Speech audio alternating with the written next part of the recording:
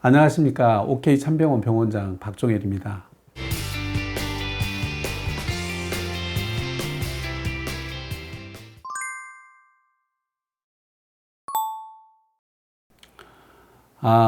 모든 관절염은 관절염이라고 하는 것은 이제 여러 가지 종류가 있을 수가 있습니다.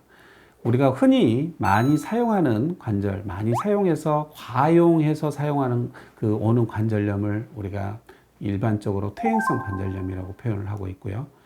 일단 면역 질환으로 인해서 전신을 침범하는 그런 관절의 파괴를, 모든 관절을 파괴할 수 있는 그런 관절염을 흔히 알고 있는 류마티스 관절염, 자가 면역성으로 오는 그런 류마티스 관절염이 있을 수 있고, 또 질환, 통풍이 있다든가 이랬을 때 통풍성 결절이나 그런 어떤 통풍으로 인해서 관절이 파괴가 오는 통풍성 관절염도 있을 수 있고, 또 여러 가지 약물이 유발되면서 오는 그런 약물 유발성, 다른 어떤 원인에 의해서 2차성으로 오는 그런 특발성 관절염도 있을 수가 있겠죠. 근데 이제 흔히 나이가 먹어서 오는 관절염들은 우리가 이제 퇴행성 관절염으로 보고 오는데, 대부분 우리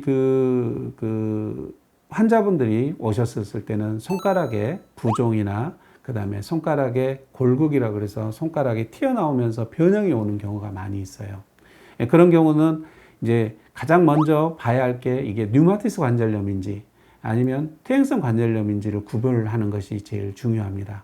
그리고 이제 통풍이 있다고 하면 본인들이 어떤 자가 질환을 갖고 있기 때문에, 그런 제가 통풍이 있어요 라고 하면은 이제 일단 통풍성 관절염을 일단 의심을 해야 하고, 그다음 대부분은 내가 어떤 류마티스 인자가 없는 경우는 퇴행성 관절염으로 오는 경우가 많이 있습니다. 그래서 퇴행성 관절염이라고 하면은 이제 뭐 알다시피 본인이 많이 사용해서 왔다는 것을 본인이 알고 있어요. 그래서 저희들이 이제 이 퇴행성 관절염, 손가락에 오는 관절염들은 참 안타까운 게, 우리가 이게 이제 관절을 대체할 수 있는 그런 인공관절이나 이런 부분들이 마지막 끝 마디는 할 수가 없어요. 잘해야지 이 중간 마디하고 이 두 번째 마디까지만 인공관절을 할 수가 있는 겁니다. 나머지 관절은 변형이 와도 사실은 우리가 손을 댈 수가 없고, 그래서 저희들이 이제 환자분한테 치료하는 원칙은, 이걸 뭐 젊었었을 때로 관절을 만들어줄 수는 없는 방법이고, 약을 먹고 어떤 물리치료를 할지 어떤 주사요법을 했었을 때는 그런 오는 속도를 늦출 수 있는 치료 방법을 택하고 있는 겁니다. 예를 들어서 치료를 안 했을 때는 뭐 3년이나 4년 정도 쓸 것을 우리가 치료를 했었을 때는 5년이나 10년 정도를 늦춰서 올 수 있는 그런 방법으로 치료를 하고 있다는 것들을 환자들한테 인식을 시키고 있습니다.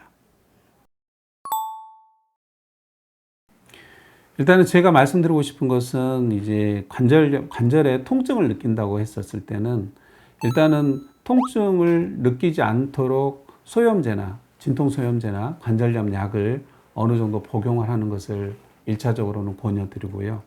집에서 할 수 있는 것은 아침에 일어나면은 스트레칭을 해야 하는데, 좀 더 따뜻한 물에 담궈서 이렇게 스프를 한다든가 아니면은 파라핀 요법이랄지 이런 것들이 도움이 될 수가 있고, 집에 파라핀이나 뭐 이런 것들이 없다 보니까 대부분은 그렇게 하지를 못할 겁니다.